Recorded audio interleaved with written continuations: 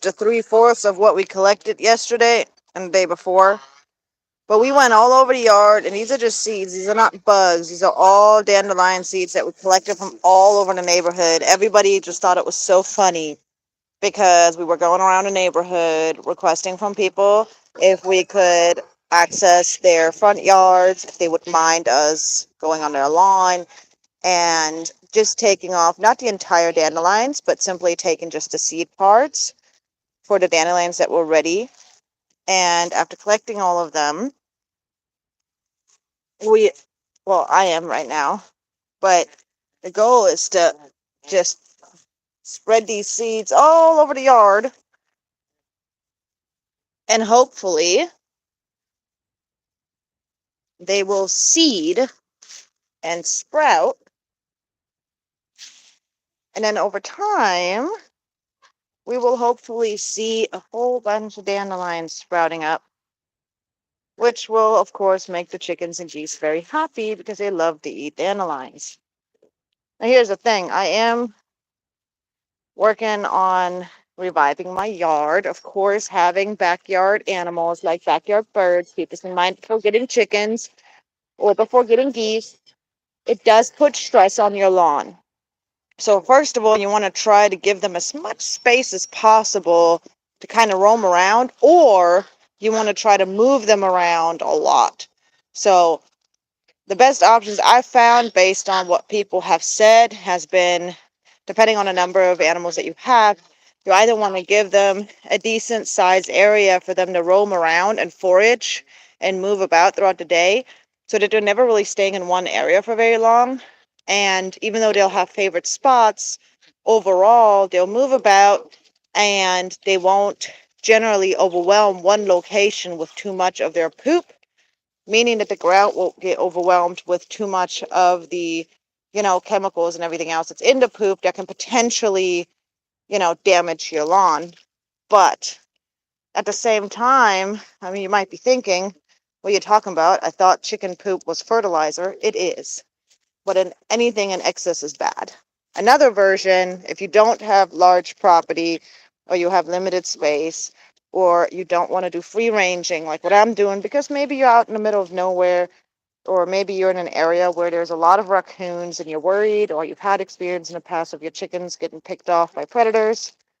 Maybe you have some bald eagles nesting nearby, or living in your area, or you're close to a state park where there's just more higher likelihood of your birds being picked off by predators.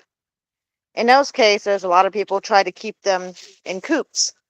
Now, I'm sorry, in aviaries or runs. Now, I have an aviary to use for whenever things happen where I need to keep my birds locked up and keep them confined. And I have an extremely large coop that I use.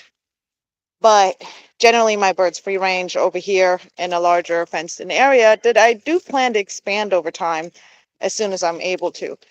But basically what's going on is that if you're keeping your birds in an aviary or in a run, what ends up happening is that the ground will over time get overwhelmed and you will end up having no grass growing in that area, even if you had a lot of grass growing there in the beginning. So one of the things you can do is, first of all, is to give the ground breaks. So giving them breaks can be done very easily by having more than one run set up for them. So for an example, you can have one of those tractor coops that, and you can build those very easily. There's a lot of videos out there, a lot of how-tos. There are also pre-made like pieces and stuff and plans for people who might not be too handy when it comes to cutting wood, or maybe not have all the tools they might need to do that. But what ends up being a good idea is to what's it called? To make yourself, or purchase yourself, or have somebody build it for you, a tractor coop, meaning that the coop can be moved about. So the coop and the run can be moved from one spot to another. And you want to move it, depending on the number of your chickens, as often as every day or twice a day, or as little as once a week. If you do that, you're basically giving them an area to forage in, right? And then you move them over. Now this area is going to get a break while you go to multiple locations before you eventually cycle back around to that spot. By doing that, not only are you fertilizing that spot, but you're also giving it a time to get a break, to recover from being exposed from the droppings and from the scratching that the chickens do and the foraging that they do and all that additional oxygen that they're pressing into the ground. And like I said, in low numbers, it's a great thing. In high numbers, it can become damaging for your yard.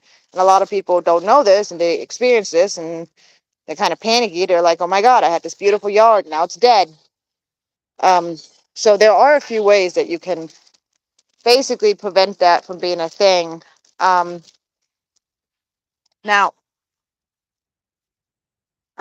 I'm not super experienced when it comes to keeping chickens. I am not the most knowledgeable person out there, far from it. I myself am always learning, not that we ever have learned enough, but I'm just saying that it's always important to be willing to learn more, to keep researching, to keep gaining more knowledge. And one of the things that I've learned is that simply just giving the ground a break. Naturally, this happens during winter. So during the winter, yes, I have a lot of things to clean up in my yard. Just side note, fully aware. But during the winter, the ground gets a break naturally, right? There's snow on it. It covers the ground. Um, it gives everything the chance to kind of just have a break, recover from all that, work that the chickens or geese or whatever you have and ducks have been doing to it. And it gets a chance to kind of recover a little bit. And when spring comes around, you'll often find that your yard is starting to come back. Well, in this case, you can literally see the perfect line between my neighbor's yard and my yard. You can tell that my yard's taking longer. Now, my issue is not specifically chicken or goose focused. In part, everything that sprouts is immediately being picked up by the chickens.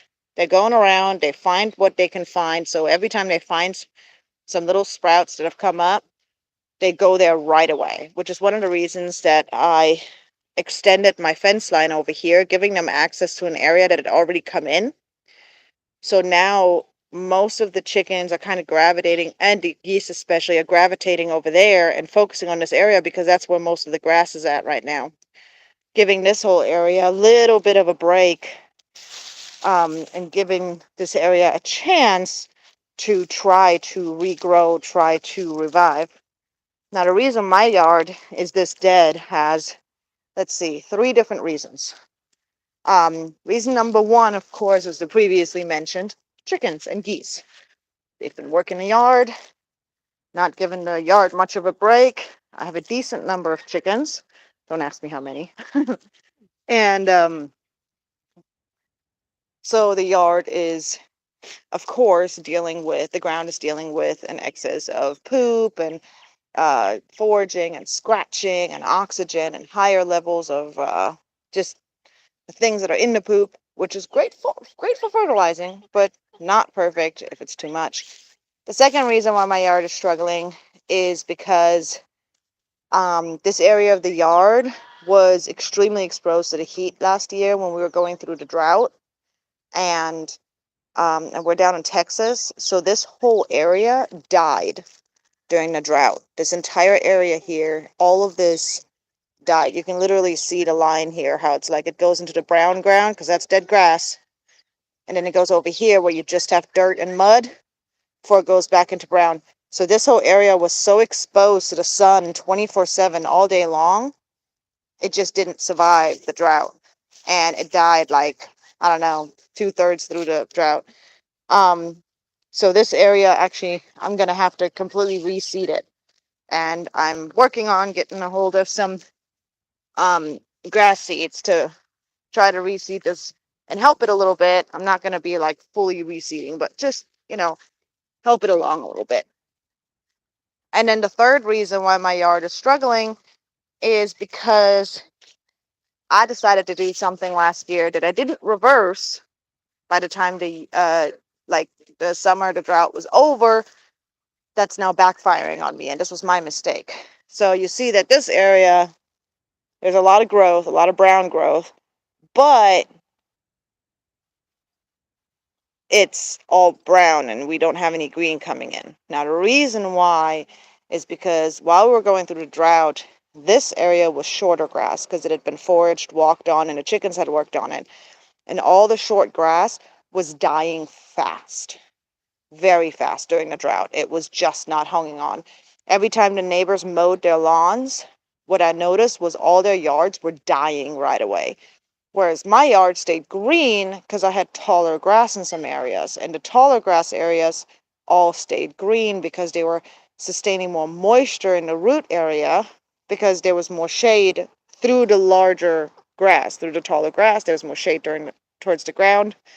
The problem is that even though it helped during the drought to help the grass not die over here, after the drought, we ran through a little bit of financial issues, and we were hire somebody to come in and mow the lawn afterwards, and that ended up backfiring. Now we have the long grass left over from last fall, and I need to get all of this grass picked up and taken out of the way so that underneath all this, the ground can get exposure to the sun.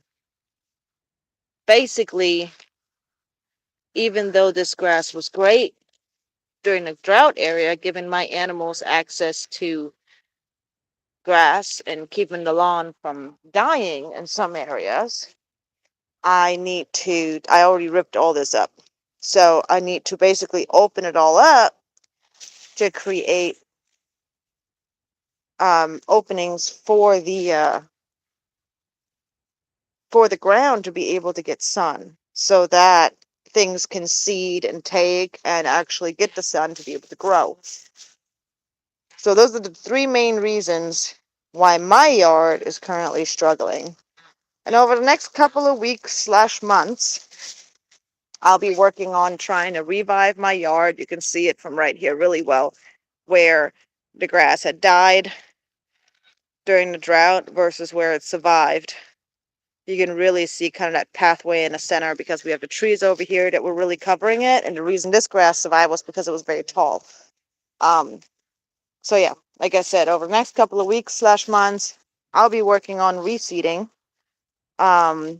working on opening up areas, working on just trying to get the yard to give it a chance to come back.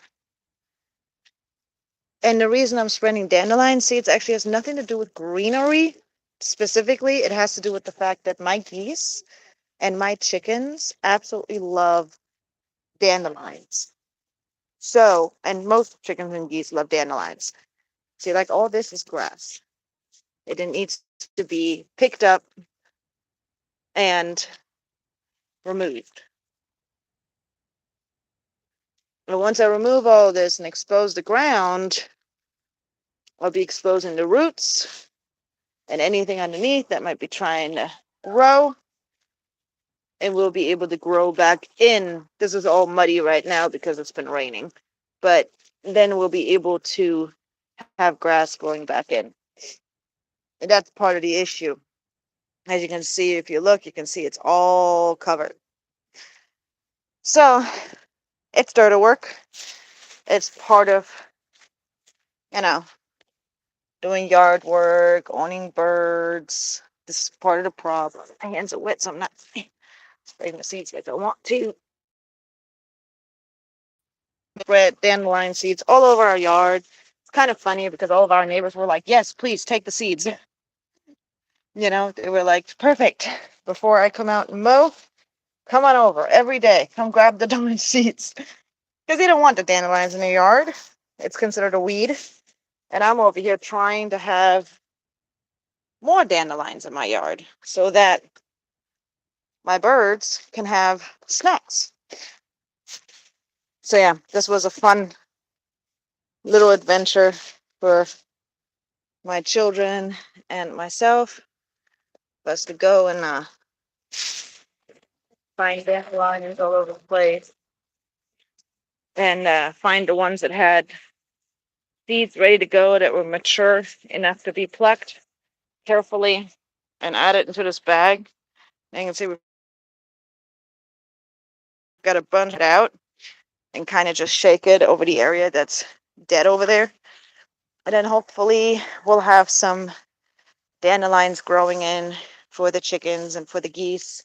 Especially the geese will love dandelions. Where are my geese? Oh, there you are. What are you doing? What are you doing? Hi, Layla. What are you doing? Hi, babies. Hi, babies. This is Pretty Bird. He's the star of the show. Hi, buddy. Yes, handsome. Yes, handsome. Yes, he's so cute. Hi, Delta. Go. Yes, you. Hi, Charlie. Hi, Charlie. Hi, Mama. No, no cuddles today? Okay, fine. We've got Blue over here. Hello, beautiful. Hi, Blue. Yes, Blue, you're so pretty. Charlie always answers Pretty Bird. I'm telling y'all, next year, I got a feeling they're going to be a pair. How much you guys want to bet? Charlie and Pretty Bird are going to be a pair next year. Those two, they're going to mate. I am like 80%, 90% sure that those two are going to end up being a mated pair. Come on, babies. Come on, babies. Now, Layla, the golden one right there, the golden goose, she actually is mated to both of the African ganders, which is kind of funny. So she's actually accepted both of them as their mates, and she's completely rejected Pretty Bird. But it kind of makes sense since Pretty Bird's girls, Charlie and Blue, are always chasing her off and won't let her come anywhere near him. So she runs from him even if they're not around at this point. She understands that he's their man, and she will not accept his advances. So as you can see, we got a bunch of seeds left in the bottom of the bag, and I'm just going to shake them out. I'm trying to shake them somewhat low to the ground because I don't want them to fly too far. I want them to stay in the yard. Hey, Bart.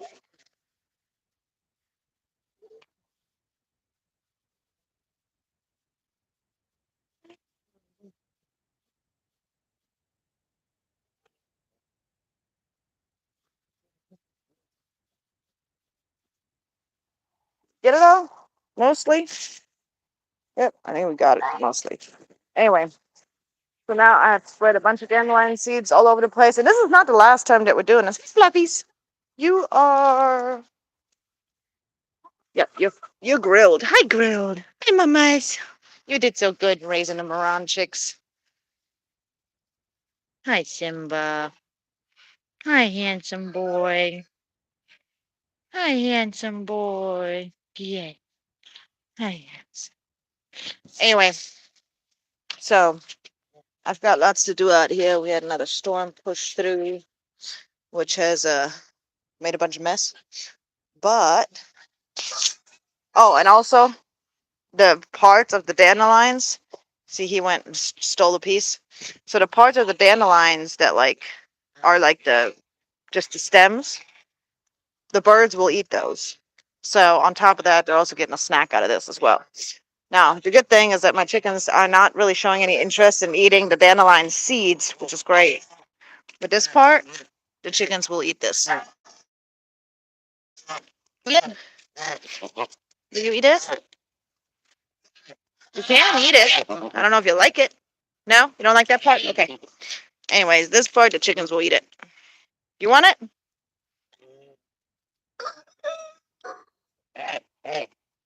You like it, huh? See, and clusters are going to happen sometimes when you spread these around. But hopefully these will all take hold, kind of get mixed in because the chicken's always scratching everywhere. and hopefully they'll sprout, and we'll have a bunch of little dandelions growing in all over the place, which will hopefully result in them getting some yummy snacks. And you okay? And I did try to spread them literally all over the yard, and then I'm working on getting my hands on some um grass seeds,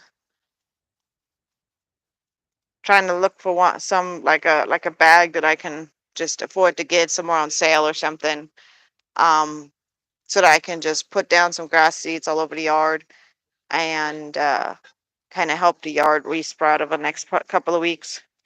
But I also need to finish ripping up the long grass here and raking up what I can with my little plastic rake. Anyway, so I wanted to let you guys know what I'm working on,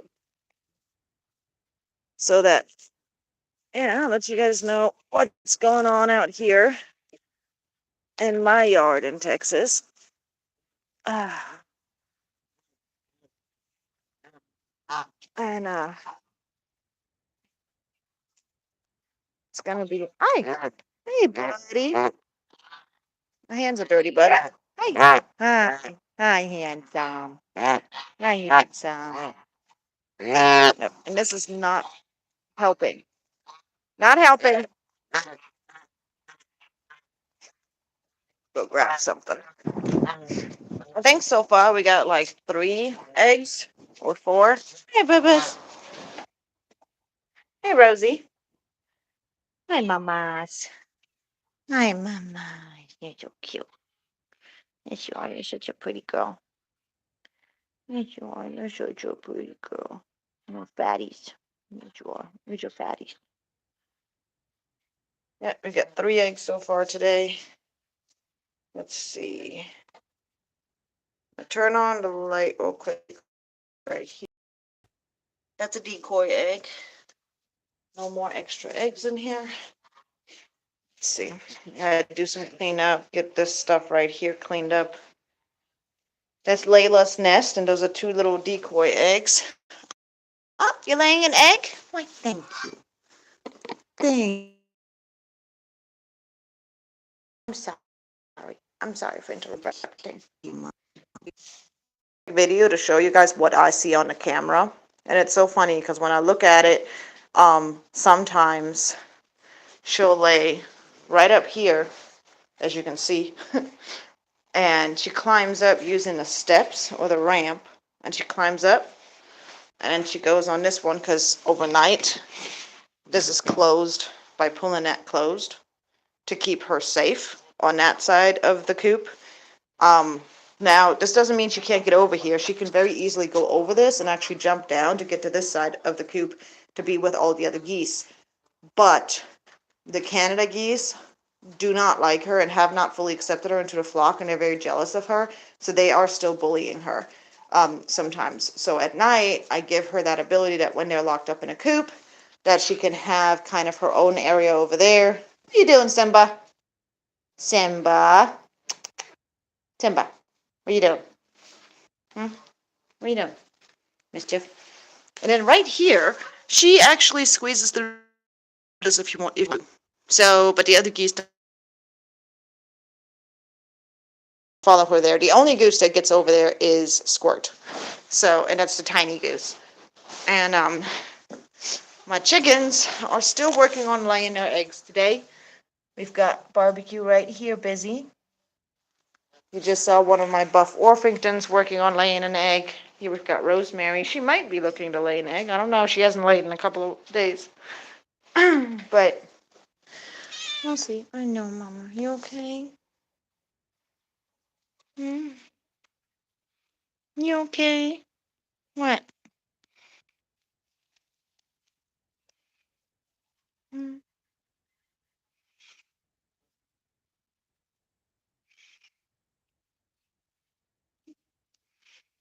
Relaxing in the group. Let me see your eye. Does your eye look okay? Your eyes look okay. How about your eye? It looked funny the other day. You good? Do you need any antibiotics for your eye? Your eye okay? We need to brush you, buddy. You're a mess. You're a mess. Yes, you are. You're a mess. That's a good kitty. That's a good kitty. Anyway, so yep, I've got lots of work to do. Hey, boys.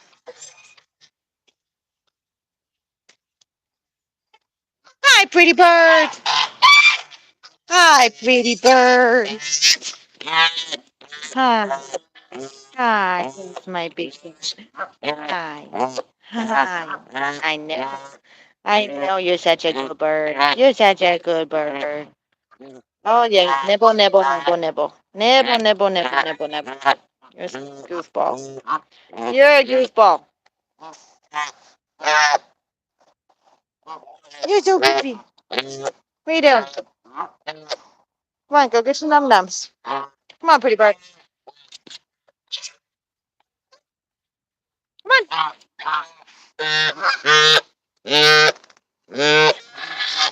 Get your num-nums. Want me to feed you?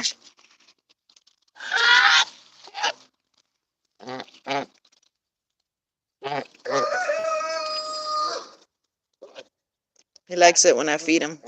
Now he's off. Off on his adventure. I swear I just saw something right here. Like metal. Oh, yep, sure did. What's that? Found metal. Found it glinting. I spotted it running by them. Hey, Rosie. Rosemary. Hi, honey.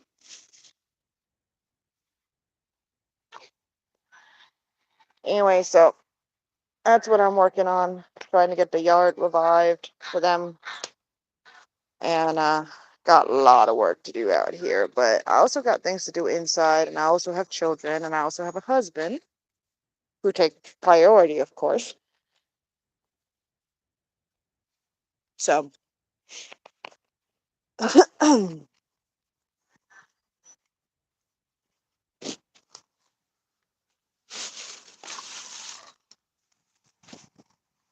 gonna actually take you guys with me and go check the mail.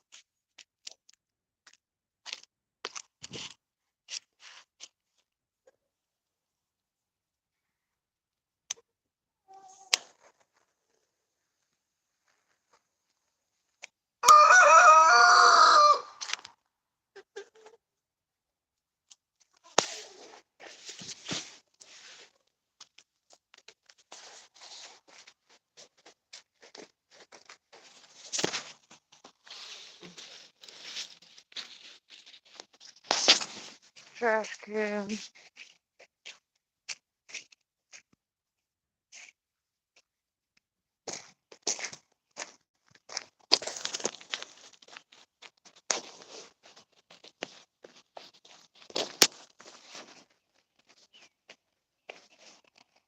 Texan roads. Broken. Potholes everywhere.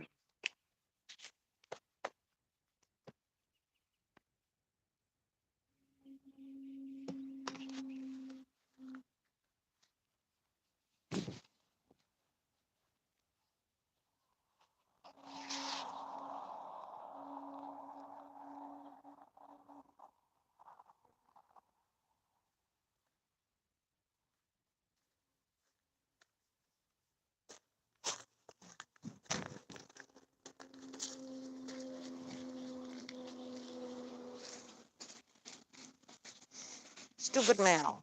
Credit card offer. A credit card company I would not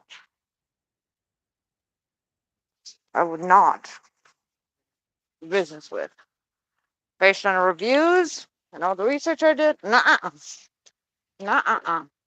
They have way too much negative rep.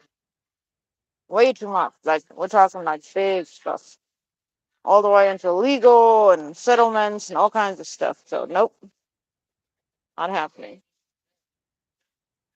Last thing I need.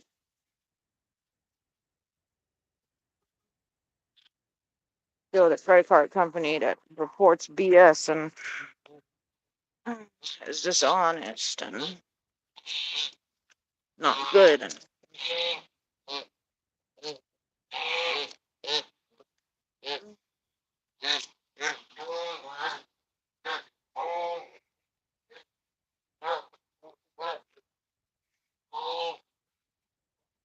well, I'm an idiot.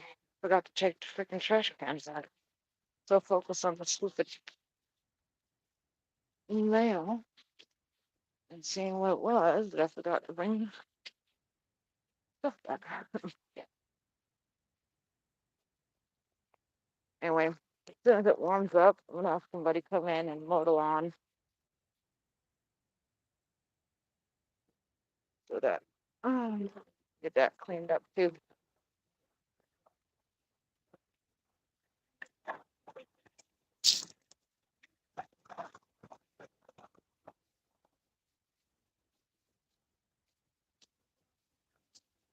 Take the trash can over this way because I'm gonna end up having what's the word?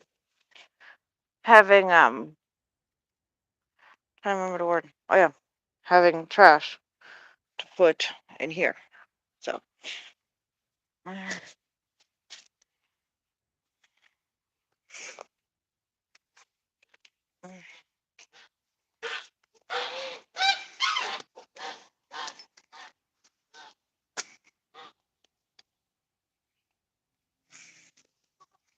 I think my animals found another crayfish.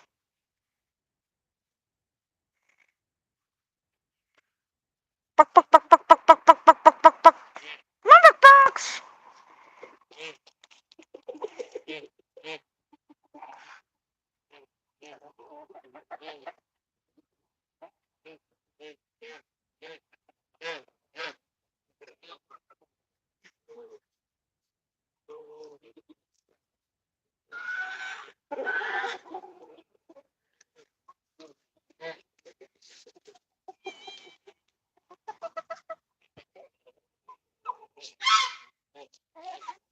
Oh, spicy.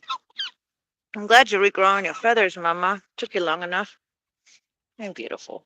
Hey, yummy. Hey, pepper. Hey, barbecue. Hey, teriyaki. Hey, rosemary. I'm waiting for you to regrow your feathers, young lady. I hope that you stop laying for that exact purpose. Hey, pretty girls. Goodness. The Morons don't have names yet, actually. Still working on that.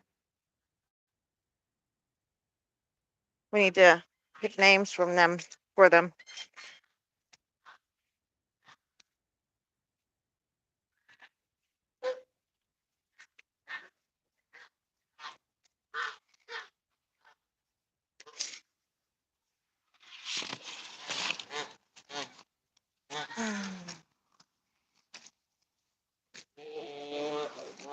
See if I can't find.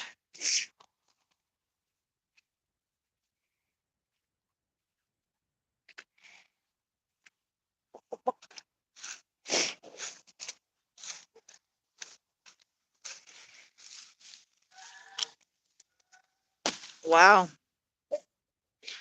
Talk about finding an anthill. That is a large number of ants. You guys using this log to survive the rain? What's up? Is that what's happening?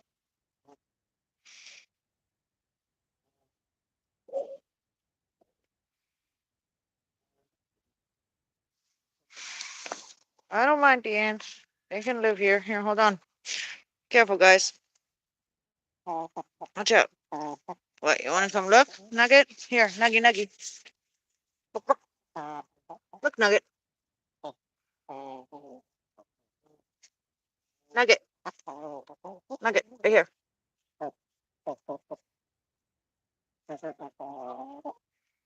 Look. You guys eat those? Mm.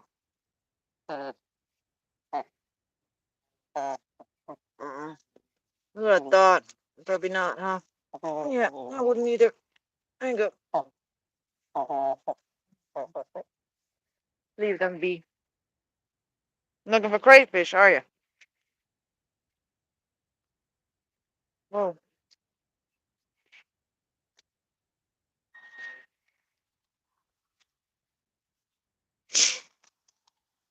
The chickens love to come back here and try and find crayfish. Now what the? Oh, I'm like, what is all this white stuff? Duh. This thing was all white just like 2 days ago. Just all flowers. And now it changed. It's all leaves now. All the little flowers are falling off and dying. It's all turning into green. Actually got made a little short about it. I noticed it. See if I can find a little crayfish.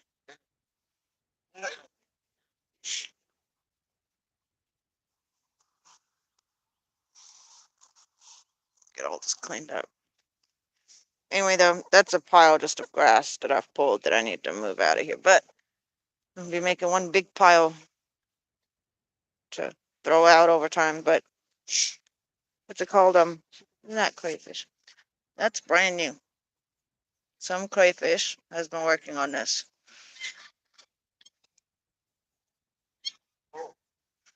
They're all flooded. I wonder how long they can stay down there. This kind of weather where it's just raining up a storm and all their burrows are flooding. I do wonder. Anyway, some of the seeds I spread around. Hey! Hey, buddy. Hi, buddy. Hi, handsome. You're handsome. Anyways, of course, the geese and the chickens are loving this. Hey, Charlie. Uh-uh. Uh-uh. Look at you guys. You already mowed it down pretty far. Already killed off a lot of it. Going to town on this. Nums? Nom, nom, nom. Are you happy Mama gave you the grass? Are you happy Mama opened it so you can eat the grass? Yeah. I think you guys love it, huh? And the fact that everything's wet, geese just love it. Good, my little chubby girl. Look at her. Compared to Charlie. You all see the difference?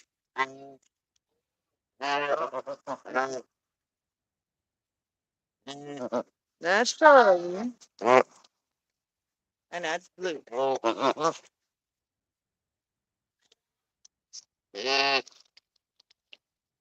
I don't know why. They get the exact same amount of food access, raised both by me, both same circumstances, same life, everything. They're both from the same breeder. So in theory, they should both be very similar to each other, but that's the thing where I always say nature versus nurture is like, even though they're both from the same general like background, same way of being raised and everything, they are they are very different when it comes to their personalities and even when it comes to their appearance. Like if anybody's wondering how the hell I keep my birds apart, how do I know this is Echo and how do I know that's Delta? How do I know that this is Charlie and this is Blue? Right? Like to you guys, they probably look identical. Right? Like they act the same, they look the same, they sound the same. How do I know? Well, with the African ganders, that's what they're called, they're African ganders. They're hatchery Africans, meaning that they're not purebred Africans. Actually, pay attention to the knob. First of all, you're going to notice that Delta's head is up like 99% of the time, whereas Echo keeps his head more like this. Delta's always up like this. It's because he's the more dominant gander. So he picks up his nose a lot more. The second is that he's much more vocal. And also, his knob looks different. If you look at the front of his knob, you see that V shape right there that he's got? The knob is that big honker on top, that thing. And you see that V shape right there? Okay, look at Echo's. Echo's is much more smooth. He doesn't have as much Like his knob is smaller and it doesn't have as much of an indented V shape on it. Also, if you look behind the knob where it meets the feathers, his pretty much goes from knob to whitish brown, whereas Echo has much more orange. So he has much more orange around his knob. And that's like just like one of the visual things that I look for. Delta is larger, more dominant. Echo is a little bit smaller, barely, but he is smaller than Delta. And like I said, Echo is more submissive and he's not as outgoing as Delta is. And even though they look almost identical, if now you look at them with those differences in mind, you're going to notice that it's much easier to keep them apart with a simple glance. Also, most of the time, his honks are slightly lower. His usually are always high pitched. He does a lot of like that raspiness. He does that a lot too. Right, Delta? Yes, Delta. I know, Delta. Delta's also obsessed with my hair. Like if he, watch, I'm dropping my hair down. He's gonna go for it right away.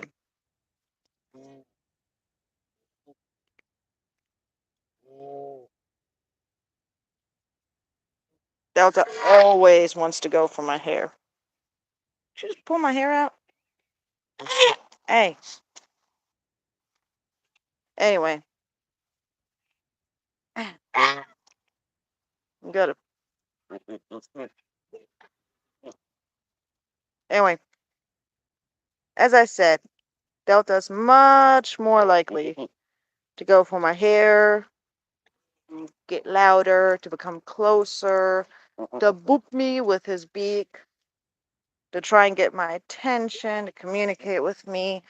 Honey, I really hope you regrow those darn feathers. Your wings look like hell, Squirt. Obviously, Squirt's easy to tell apart from the other Canada geese. She's a cackling. She's much smaller in size. She's an adult. That's just her size. Pretty Bird's easy to tell apart because he's a hybrid. He looks unique. You can see his cheek patch is significantly larger. His feet are orange. He's got white all over his neck, on the back, on the sides. He's got a honker on his nose a little bit. He's got a little bit of a knob. I don't know if y'all can see it because he's moving on. Pretty Bird. See that little knob that he has right there? Same as the African ganders, but his is just significantly smaller because he's a mix. He's a hybrid. Whereas this purebred Canada is, yeah. Hi. Hi, Charlie. Charlie, you're so cute. So cute. And her beak is much more smooth and straightforward. Charlie. Charlie, what are you doing? Charlie, you're being. Now for comparison again, you can see that knob on Pretty Bird. Her beak, where there is no knob, right? And then Delta, where he's got that large knob. And you can really see the similarities, if you look for them, see the similarities between Pretty Bird and Delta and now, differences between Charlie and Blue. How do I keep those two apart? Obviously, they look pretty much identical to each other. But if you pay close attention, first of all, Blue is larger in size. She's more round. She just is heavier than Charlie. Charlie is much more slender. Also, Blue tends to not extend her neck nearly as often as Charlie does. Blue is more mischievous and likes to sneak around, get into things, get in trouble, do things randomly that she's not supposed to be doing. Whereas Charlie is more the observer and the thinker. She observes a lot. You can tell that she's always processing her surroundings and she's thinking about what she wants to do. Now, about their appearance. Also, with Charlie, if you look at her cheek pads, you're going to notice that her cheek pads has little dots in it, like little black spots. It's almost like dirty. It's also very thin and narrow. Whereas Blue, by the way, another thing, Blue doesn't like me touching her, so she will always keep a distance. Blue has more of a triangular cheek patch. So hers is much wider, and also hers is triangular. So you can see kind of that slope, much wider at the bottom. And if we look back at Charlie again, you can see that hers is much thinner. Just pay attention to the distance between the eye and where the patch starts. Then you look at her, if she'll let us, and you can see that hers is much closer to the eye and extends at the bottom, almost all the way to a beak, and goes almost straight down in the back. Whereas hers is much more narrow at the top and not like a perfect triangle. And then obviously with Pretty Bird, we can see it's literally almost the shape of an egg, perfect oval, almost, besides the opening on the back.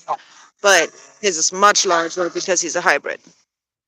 So for me, when I look at her, it's very easy for me to tell that that's Blue. And when I look at her, it's easy for me to tell that's Charlie. Like I said, their sizes are different as well. Charlie's just much more slender. She moves kind of like she's a lady or like she's elegant, like she's royalty.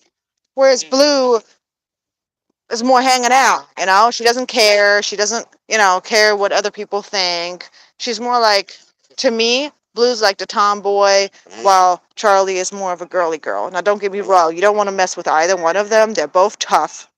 They both have amazing abilities. They're both super smart, but they're different in their own ways. They both have their own personalities, and yeah, this is how I keep some of my literally identical birds apart. And it's the same with the chickens. There are small differences between behavior, even their sounds, their personalities, and then little differences between their appearances, even though two birds may look identical if you just look at them like this, right? Nugget doesn't look that much different from Barbecue, right? But Nugget has a very different voice. Nugget, she has a much lower tone to her buck. And she just she has much more low, much more throaty communication. And then we've got Barbecue over here. You can see that she looks almost identical to Nugget, but she has much more of that brown tone all over her body, much more of that bronze color everywhere. Barbecue.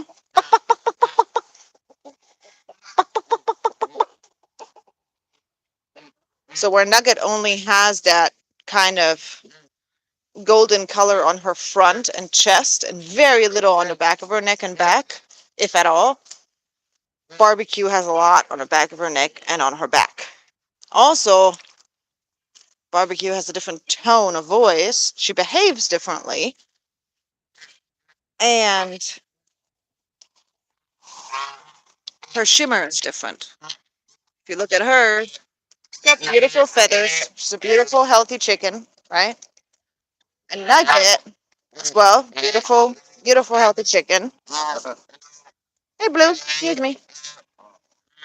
But Nugget has that, like, iridescent green color to her. Like that bluish green, turquoise iridescence that you can pick up very easily on her, where her feathers just shimmer like that. Also, I consider Nugget to be much fluffier than Blue, but I'm sorry, than Barbecue. But that's just I don't know if that's really that way or if I'm just thinking it's that way, but to me, Nugget is larger, like fluffier, you know? Anyway, thank you for coming to my TED Talk. So, this is basically just a little bit of like an insight of how I see the differences between my birds and why I can so easily differentiate between one bird versus another. Like my two Orpingtons, one of them is missing um, one of the little bumps on her comb, and that's how I know which one is quesadilla and which one is burrito. And yes, all of our chickens are named after food. We do not eat our chickens. We're working on regrowing their feathers. But you can see that Quesadilla is missing one of her bumps on her comb. At the top, one of the teeth is missing. She's got a gap. And of course, the geese are following me, so she's trying to keep her distance from me. And then let's see if we can find Burrito. Burrito's probably laying an egg right now.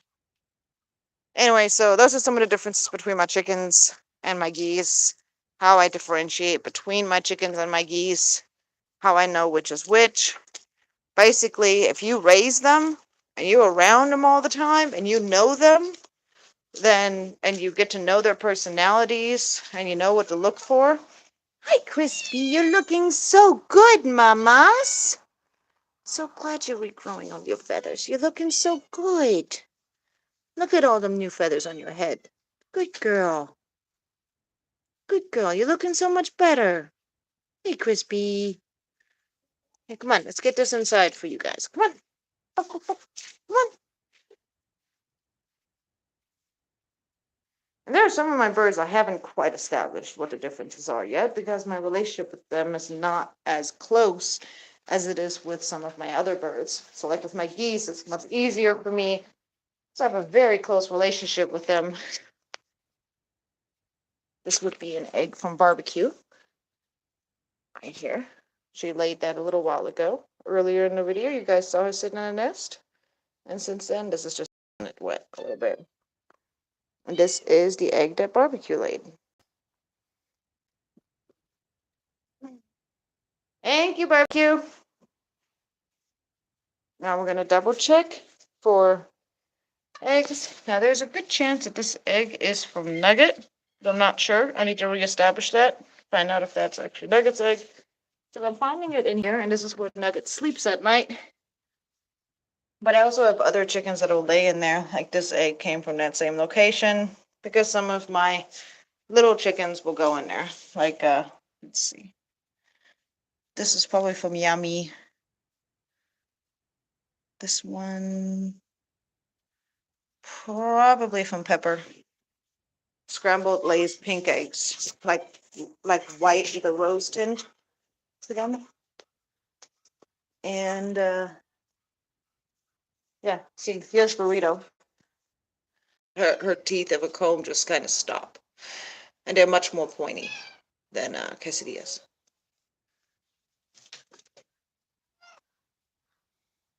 Yeah, don't go in there, Goofy. Hi, kid. What's up, kid? What you doing? Huh? Kit Kat. Hi, Kit Kat. Hi, Kit Kat. Yes, Kit Kat. I'm such a good kid. Thank you, Burrito. I appreciate you laying an egg, Mom. Thank you. Such a good girl. Yes, I know the cat needs to go. You're a good girl. Come on, kid. Let's leave the kitty alone. Eh. Come on. Big, giant kitty. There you go. All right, let's check and see if our little coochins left us any eggs. Yeah. Oh, there's nothing in there.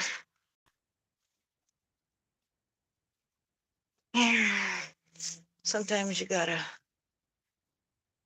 search for the eggs.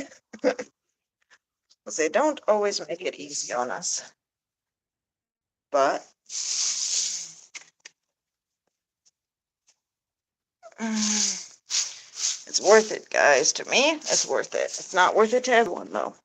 Keep that in mind. Not everyone is going to enjoy this kind of work. Not everyone is going to enjoy this kind of hands-on work. You know, it's all something that each individual has to decide for themselves. Do I like work where I get dirty?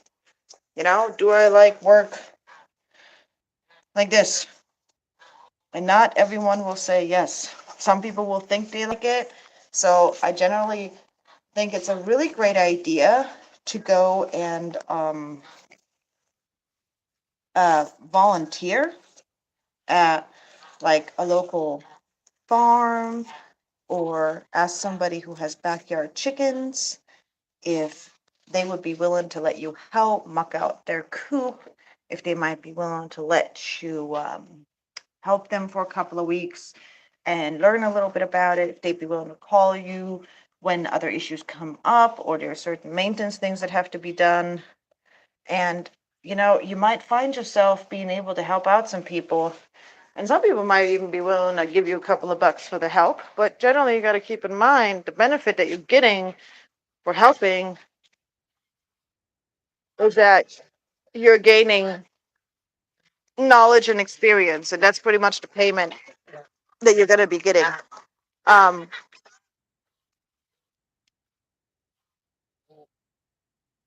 Personally, I've always been big on animals. I've always enjoyed the work that involves animals. I've always enjoyed outside work. I've always enjoyed farm work. And it's just something where that's where I feel right at home. But not everyone is going to feel that way. Not everyone is going to be okay with having geese. Now, personally, I believe that if you're going to have geese, you should really try to build up your relationship really closely with them, to have a really close, really deep relationship with them where they're imprinted on you and they know who you are and you're part of the flock, so that your geese will result in being much tamer and not as defensive or as protective of their area against you, because they're going to consider you to be the provider, part of the flock, things like that. Whereas some people, having geese is a pain in the butt because the geese are constantly attacking them. They're constantly chasing them. They're constantly attacking their kids and stuff. So you got to really be willing to look in the animals and look at the pros and cons. Also find out if any of the cons are things that can be solved or things that can be worked with. But keep in mind, as tame as a goose can be, geese partly communicate through nibbling and through biting. It's part of their communication. So generally, that stuff isn't going to just vanish completely. No matter how tame your goose is, chances are, obviously there's always some scenarios where it's not the case, but chances are they're going to nip and bite once in a while. They're going to nibble. And that nibbling is going to feel very different to us because we don't have feathers, we don't have down. And to them, that's doesn't make any sense because that's just normal ways of communicating. If you pay attention to them, you can see that they will randomly nibble and nip at each other. And it's just normal things that they do within their own communication, how they talk to each other. It's more than just sound. And with chickens, you got to ask yourself whether or not you want a rooster. Like, for an example, I have both versions of having a rooster. I have the awesome, nice, sweet rooster, which is Honey, who is an absolute sweetheart, who considers me part of the flock, who is willing to protect me and really, really, really sweet to me, and whom I can even pet and cuddle when he's roosting at night. And then I have Teriyaki, on the other hand, who thinks that I hurt one of his chickens at one point when one of his chickens was stuck, and I had to get her unstuck, and she was crying about it, and I took her inside for 48 hours to make sure her foot was okay. But the thing is that he blamed me for that situation, I believe. And after that, he turned angry and aggressive towards me, and he doesn't like me, so he will randomly attack me. Now, Honey will literally protect me from Teriyaki's attack. So the white rooster is Honey, and the other one, the Bielefelder rooster, that's Teriyaki. And Honey will protect me from Teriyaki, and he will actually herd Teriyaki away from me. Hi, Honey. Anyways, so with the roosters, kind of hit or a miss. Even if you hand raise them and everything, they might still end up not wanting you anywhere near their girls. It can happen. They can just be that way, but that's what their natural instinct is to protect their females. So you can't really be mad at them about it. It depends. Do you want fertilized eggs or do you not want fertilized eggs? There are other reasons to have roosters, like protection of your flock, the warning when there's predators around, especially avian predators. Um, Generally, your females will, uh, and this is a controversial thing, But generally, based on my experience, from what I've learned from other people, what I've seen, general consensus is that a flock of chickens seems to be happier when they have a good rooster. Don't get me wrong, a bad rooster will stress your girls out. A good rooster will make your girls very happy and make them very comfortable, confident, and feel safe. A bad rooster can cause some serious issues in your flock and cause stress on your girls. It is not okay. Um, so it can go both ways, basically. But you got to kind of decide whether or not you want a rooster. And even with your hens, there's different breeds, different personalities. There are different levels of egg laying, different breeds that are good for different climates, that are better equipped to deal with major heat or major cold, and just all kinds of things like that. So just, I recommend that you do your research, find about the animals that you're considering keeping, um, and definitely have a retirement plan. Decide whether or not you're okay with having chickens that you're going to continue feeding even when they're done laying eggs. And ask yourself if you're willing to look after a goose, regardless of whether or not they may or may not stay cuddly and cute, up to 20 an average years. If not, the oldest Canada goose in captivity was 48 years old. So are you willing to take care of these animals for that long? That's really the question. So, honey, hi, buddy. Hi, honey. Hi, handsome. Yes, handsome. Anyways, so that's gonna be it for today's lesson. I'm just kidding. But I hope y'all have a wonderful day. I'm gonna go back inside, and I am hungry, and I'm gonna go get me a snack. So I'm not even sure I've eaten today. I don't think I have. So I will see you guys later. I'll probably come live again later in a couple of hours, and yeah, and I'll probably post an update video today or tomorrow on the eggs, the goose eggs that I'm incubating. So I'll see you guys later. Bye.